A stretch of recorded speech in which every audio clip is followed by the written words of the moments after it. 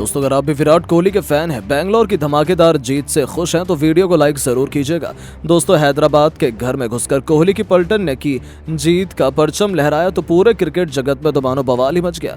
जहां एक तरफ डिविलियर्स और गेल किंग कोहली को इस जीत का सबसे बड़ा हीरो बता रहे हैं, तो वहीं सचिन तेंदुलकर से लेकर पोंटिंग और शोएब अख्तर जैसे बड़े बड़े दिग्गजों ने भी अब बैंगलोर के चमत्कार पर जो कहा है, उनकी बातें सुनकर तो आप भी बैंगलोर फैन होने के नाते जश्न जरूर मनाएंगे। तो आखिर कैसे गेल और डिविलियर्स ने बांधे कोहली की तारीफों के पुल, इन सब दिग्गजों के बयान तो हम आपको दिखाएंगे, लेकिन उससे पहले आपको क्या लगता है कि हैदराबाद और बैंगलोर में कौन सी टीम प्लेऑफ में क्वालिफाई करेगी? अपनी राय नीचे कमेंट बॉक्स में जरूर बताएं। दोस्तों जहां हैदराबाद और बैंगलोर के मुकाबले से पहले सभी फैंस टी20 क्रिकेट में 300 रन बनने का इंतजार कर रहे थे, तो वहीं अपनी बेइज्जती और हार कर थक चुकी बैंगलोर की क्रिकेट टीम ऐसी खतरनाक वापसी करेगी, इसकी उम्मीद तो शायद किसी को भी नहीं थी।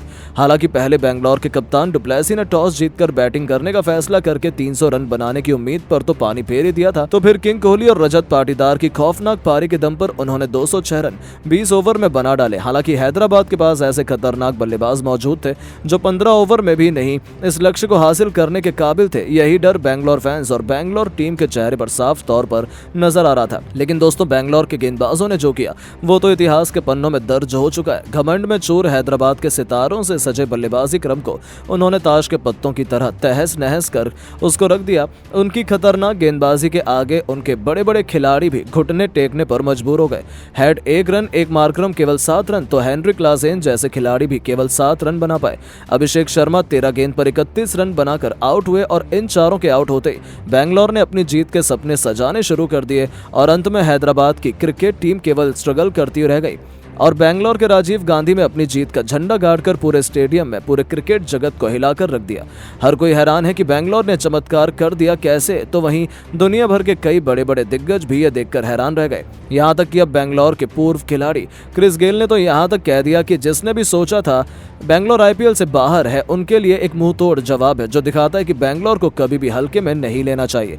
हमें दूसरी टीमों का घमंड तोड़ना बखूबी आता है। Well done Kohli and team, आप लोगों ने दिखा दिया कि सबसे मुश्किल परिस्थिति में भी बैंगलोर सफलता की ऊंचाइयों को हासिल कर सकती है। ये जीत हम कभी नहीं भूल पाएंगे। बहुत खूब।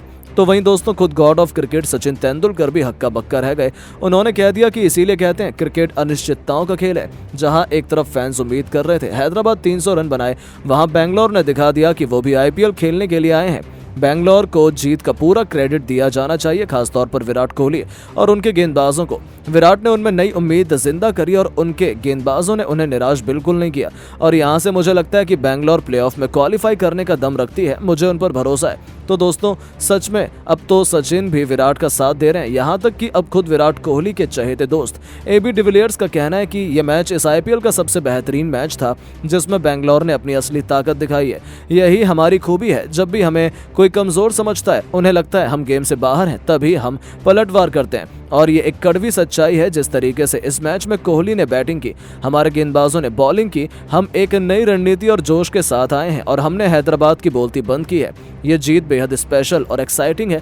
यहाँ से अब हम आसानी से प्लेऑफ भी जा सकते हैं, बस हमें इस मोमेंटम को बरकरार रखना होगा। Well done RCB. तो दोस्तों सच में डिविलियर्स भी काफी खुश नजर आए। तो वहीं पाकिस्तान तक भी बैंगलोर के इस जीत के चर्चे हो रहे हैं, जहाँ खुद शोएब अख्तर ने कह दिया कि बैंगलोर जैसी अनएक्सपेक्टेड टीम मैंने कभी नहीं देखी है। सबने सोच लिया था कि वो आईपीएल 2024 से बाहर है। हालांकि मुझे उन पर भरोसा था क्योंकि बैंगलोर ऐसा ही करती है। लेकिन जहां तक मुझे लगता है बैंगलोर ये मैच जरूर जीत लेगी, लेकिन अगले 2-3 मैच ही गवा देगी। उसका उनके साथ यही होता है। वो थोड़ी सी उम्मीद देते हैं और फिर बाद में हार जाते हैं। भले ही बैंगलोर ने ये मैच जीत लिया, कोहली को इसके लिए बहुत बहुत बधाई, लेकिन मुझे नहीं लगता कि यहां से प्लेऑफ में क्वालिफाई कर पाएगी। तो वहीं दोस्तों अंत में ऑस्ट्रेलिया के महान कप्तान रिकी पॉन्टिंग का कहना है कि जब तक 100% कंफर्म ना हो कि बैंगलोर बाहर है, आपको कभी भी उन्हें हल्के में नहीं लेना चाहिए।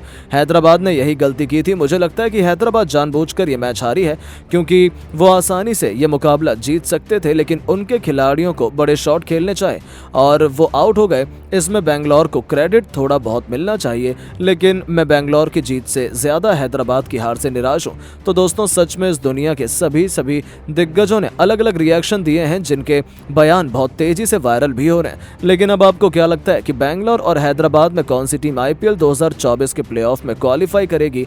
अपनी राय नीचे कमेंट बॉक्स में जरूर दें। दोस्तों, IPL का सबसे जबरदस्त मुकाबला राजीव गांधी इंटरनेशनल स्टेडियम में रॉयल चैलेंजर बैंगलोर और सनराइजर्स हैदराबाद के बीच खेला गया।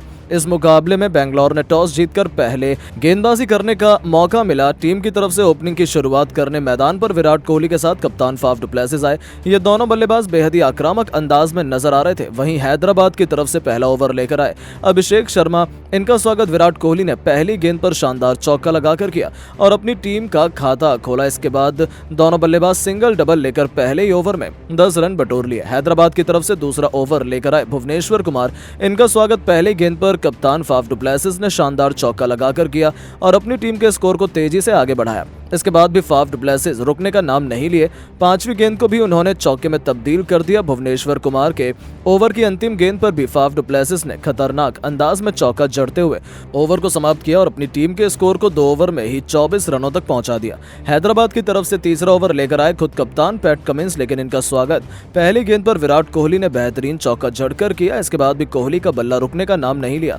दूसरी गेंद को भी उन्होंने चौके में तब्दील कर दिया। कोहली की बल्लेबाजी देखकर बैंगलोर के कप्तान फाफ डु प्लेसिस भी रुकने का नाम नहीं लिए।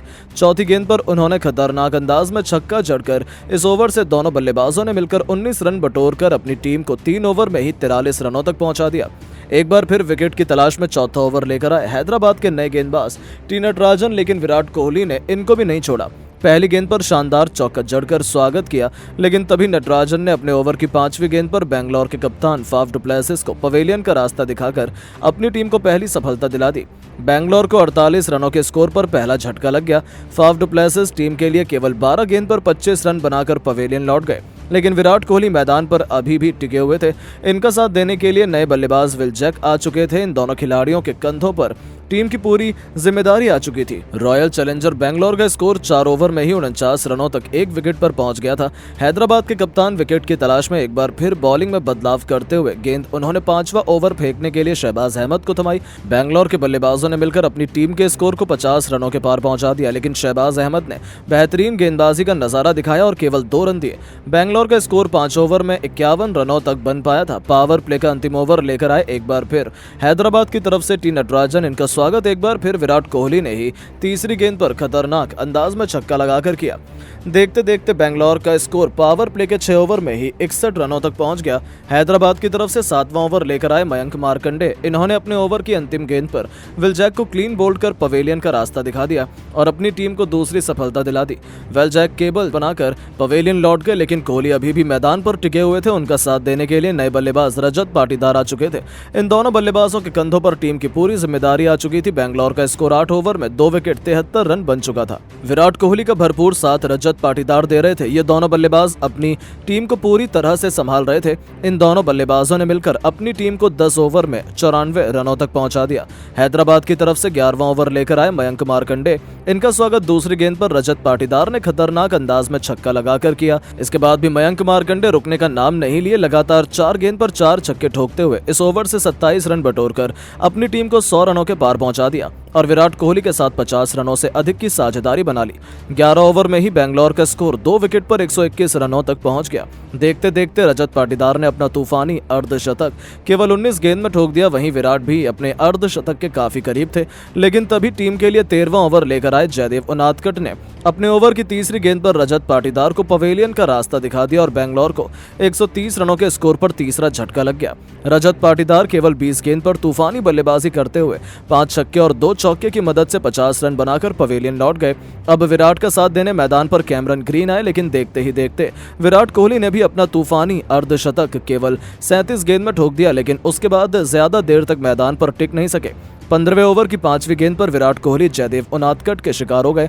बैंगलोर को 140 रनों के स्कोर पर चौथा झटका लग गया। अब मैदान पर नए बल्लेबाज लॉमरोर आ चुके थे। वहीं कैमरन ग्रीन भी बेहतरीन बल्लेबाजी कर रहे थे, लेकिन लॉमरोर भी कुछ खास नहीं कर पाए। केवल 7 रन बनाकर पवेलियन लौट गए। इसके बाद मैदान पर बल्लेबाजी करने आए दिनेश कार्तिक। इन दोनों बल्लेबाजों ने मिलकर अपनी टीम को संभाला, लेकिन कार्तिक भी वाली 11 रन बनाकर पवेलियन लौट गए।